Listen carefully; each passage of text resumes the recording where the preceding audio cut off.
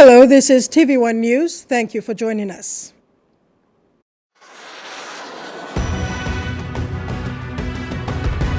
In this edition, report shows electoral roll flaws, Engao gets radiation oncologist, and Agarobe 9's delayed to February.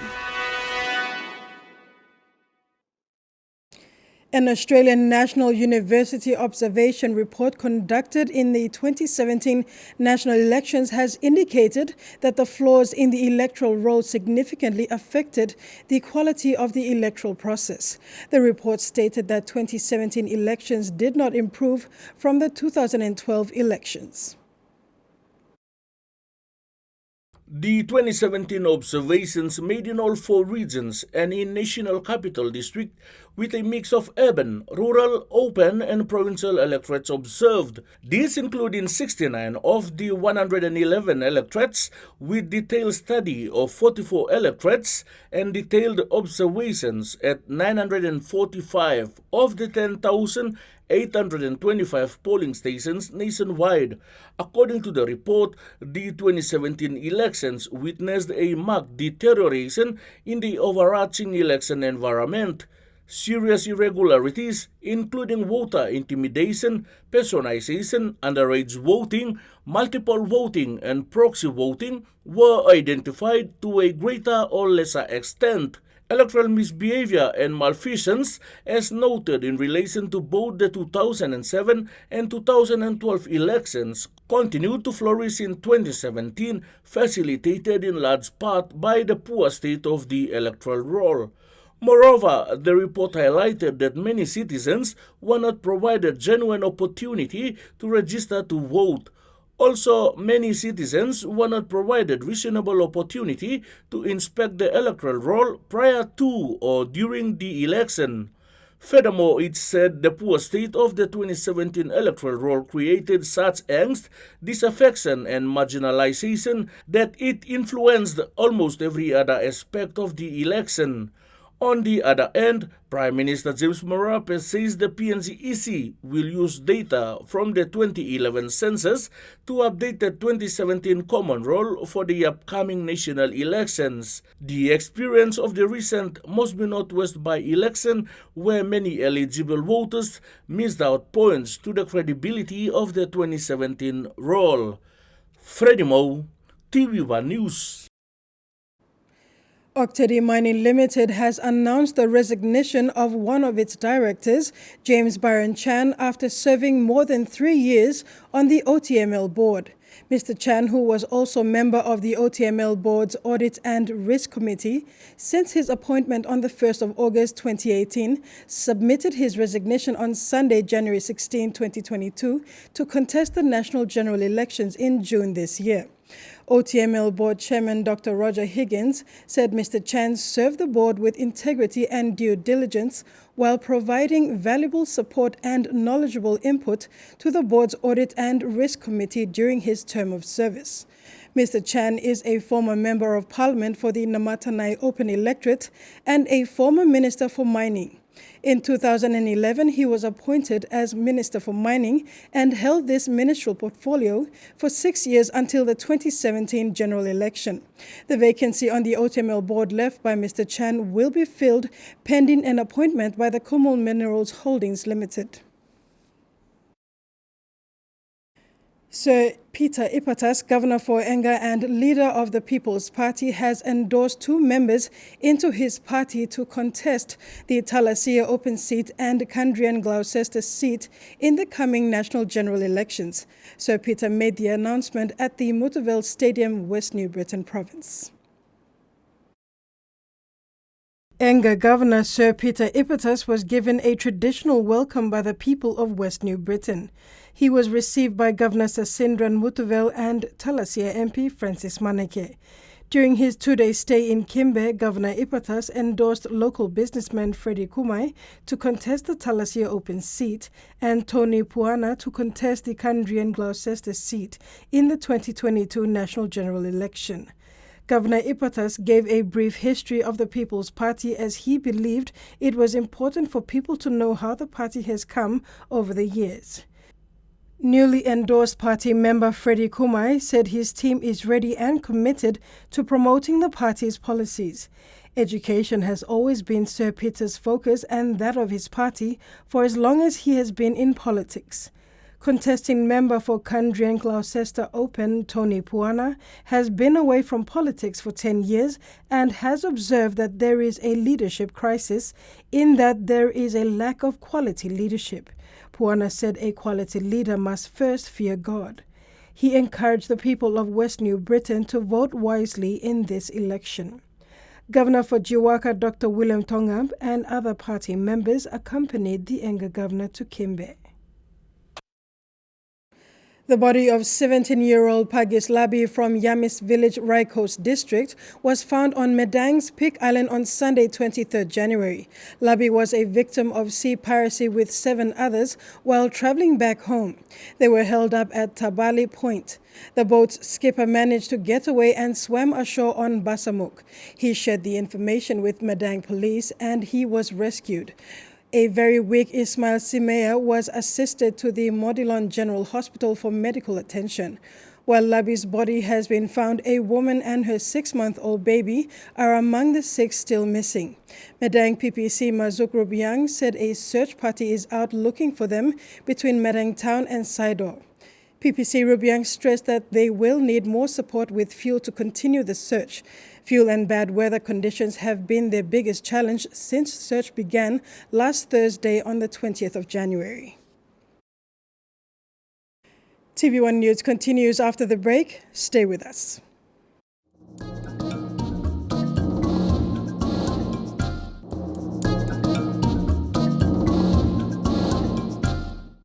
Welcome back.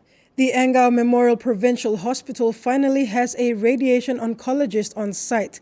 Dr. Lashman Obesekara, a senior oncologist from Sri Lanka with well over 25 years of experience, is currently on a 3-year contract with the Kumul Petroleum Holdings, the National Department of Health and the Morobe Provincial Health Authority.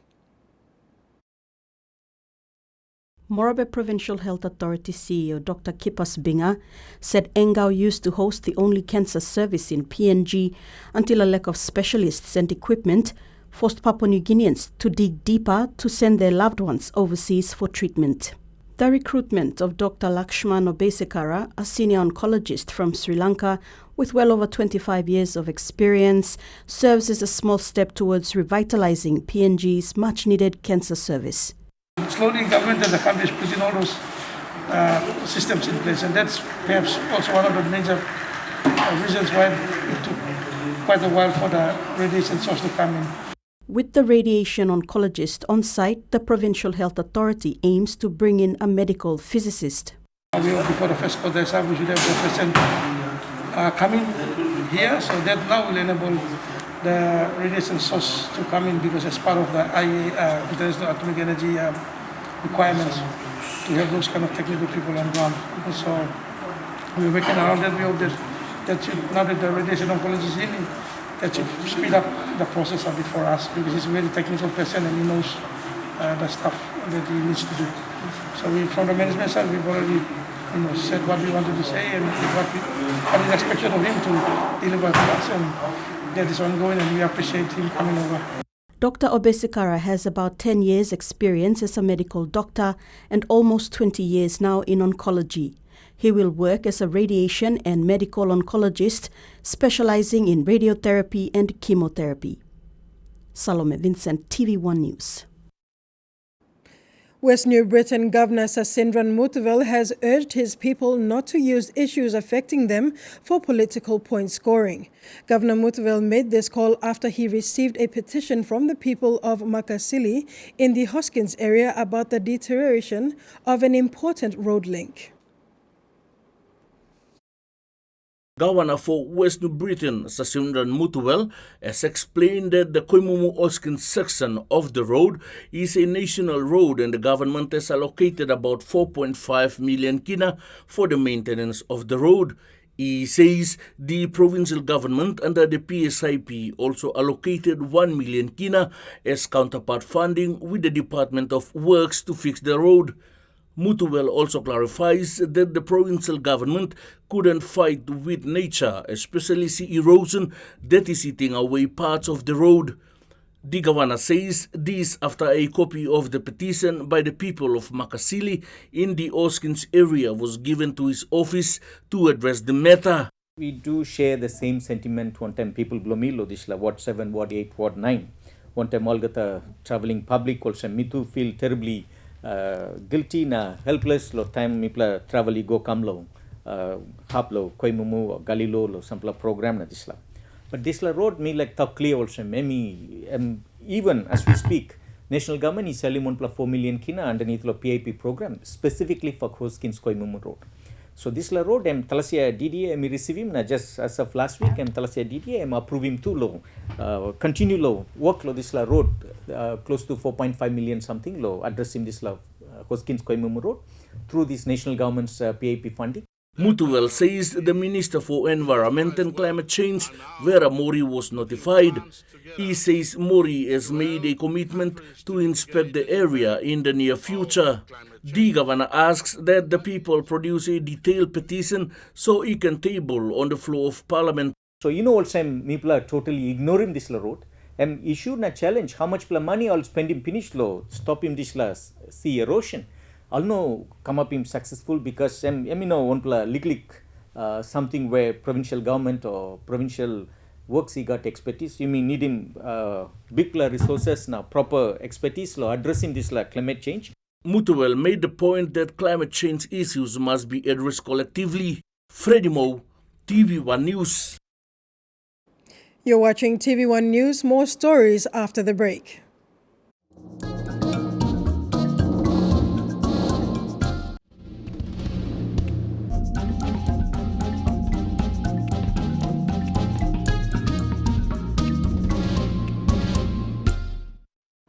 Welcome back. In sports, Emmanuel Wanga continued his sizzling early season form at Washburn University in Topeka, Kansas with a 1 minute 10.9 second clocking to finish 2.5 seconds ahead of the second-placed athlete. The men's 4x400 meter team of Alphonse Igish, Jonathan Dende, Ephraim Lurkin and Wanga posted an improved time of 3 minutes 16.84 seconds. Leonie Beu and Isila Apcook, were also in action in the 600 yards and 400 meter respectively and joined their teammates Passion Cruz and Zimbabwean Vimbawi Maisvorewa for a good season's opening of 3 minutes 52.88 seconds in the 4x400 relay. This was the second of 5 scheduled competitions for the team during the indoor season ahead of the regional championships on 19th to the 20th of February. The Junior College Indoor National Championships will be staged on the 4th and 5th of March in Pittsburgh, Kansas. The Central Dabaris Agarobe Rugby League 9's carnival has been further delayed by a month as per latest directions from the National Pandemic Controller's Office. The tournament is now rescheduled for the 20th of February 2022 at the Bava Rugby Park. The Central Dabaris Agarobe 9's tournament, initially scheduled for last November, was delayed due to the ongoing COVID-19 restrictions.